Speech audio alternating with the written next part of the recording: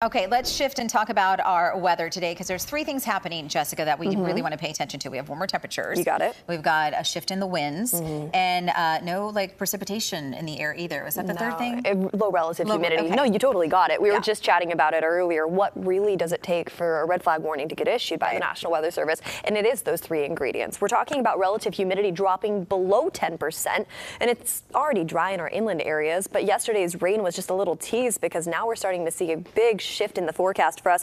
And it also has to do with those offshore winds too. As they move from the Sacramento Valley, pushing offshore, relative humidity drops even lower in those inland spots. Now we can see wind gusts in the next couple days anywhere up to around 65 miles per hour. And temperatures are going to rise too as we head into this weekend. Not by much, but it is worth noting all these 70s you see around me right now will slowly turn into 80s, especially in those inland spots throughout this weekend's forecast. We can even see that along the bay too. So that same system, that area of low pressure that brought in just a splash of showers for us yesterday, is also a driving factor as to why these winds are so sharp as they move in from our inland areas directly from the north as we head into the coming days. That sandwich with high pressure kind of moving from the shoreline, that's going to warm us up, but it's going to dry us up too. So here's what we're looking at. All throughout the Bay Area, we're under a red flag warning starting at 11 o'clock tonight, lasting until 5 o'clock on Saturday. That and a wind advisory has also been issued for the inland areas anywhere from Santa Rosa up into those hills near Napa and Sonoma, stretching off into those East Bay areas.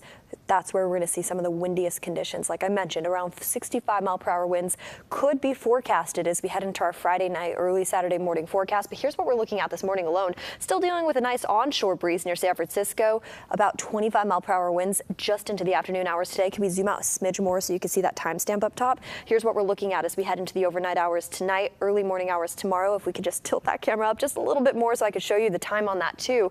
This is Friday, just into the early morning hours. Winds starting to move offshore at that point, anywhere from 30 to 40 miles per hour in those inland areas. So lots to do with the wind when it comes to this red flag warning. But of course, we continue to monitor relative humidity too. I'll show you that within the next 15 minutes or so. 70s are going to turn into 80s throughout our inland areas, where right now we're dealing with that nice mild weather forecast. By tomorrow, it's going to feel and look a lot different as we head outside, especially in those afternoon hours. The Bay forecast holding on tight to 80s for Saturday, but then we see that marine layer return as we head into early next week. So cloudy skies are forecasted into early next week with 70s returning as well, Gianna.